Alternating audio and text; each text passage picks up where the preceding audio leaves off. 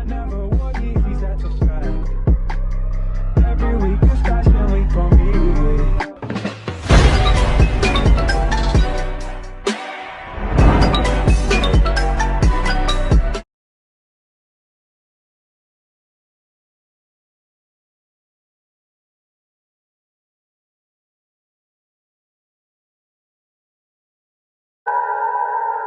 Isadora was obsessed with her university class learning about the Chile Islands. In Chile she was fascinated with the lore about a cult of male witches,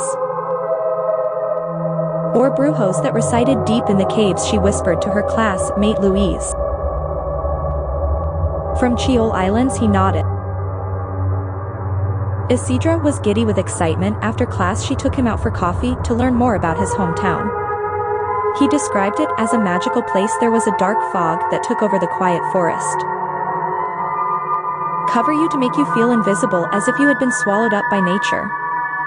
Wanting to know more about the unusual group of men the cult called La Recta Provincia, or Righteous Province, Isadora started hanging out with Luis as much as possible. It seemed the only way to get more information about the place. The two became close, and soon a romance developed. Isadora was invited to travel back home with Luis for fall break. She was excited to see the island with her new boyfriend. The island was even more Luis described. When they finally arrived, Isadora was overwhelmed. An eerie feeling ran through her bone. She saw this constant mist as he walked her through the small towns, pointing out wooden buildings. Isadora pressed him to see the caves of the Brujos. She did travel all this way to wimp out. Luis wanted to make sure it was, but Isadora really wanted. He told her there was no going back. She burst out in laughter. She loved how Luis was playing along, trying to make the experience creepy and unforgettable, especially since it was almost spooky season. Finally, Luis agreed to bring her to the caves. They walked for hours deep into the forest. Just as Isadora stopped for a breather, she looked up, let out a cry of shock. Dancing before her in front of a cave was a mutilated, deformed human-like creature. Luis warned Isadora. Luis wanted Isadora to stay calm. They slowly walked past a creature. Its head followed them, turning 180 degrees on its body. Isadora clasped her hands over mouth to try to stop her screams as Luis left her past. Luis explained that the creature, it's actually called an ambush, and when it's in his infancy, a male child was abducted from a neighborhood town.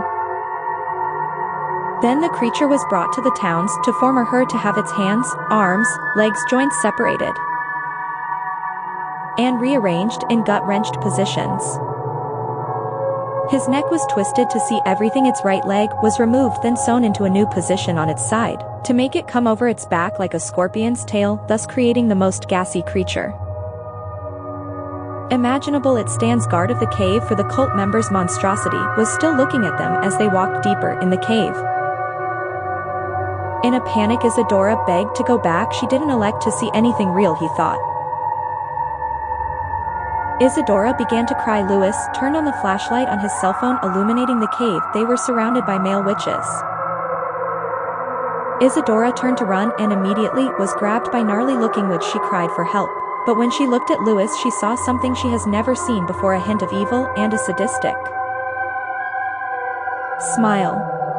And you thought you weren't scared?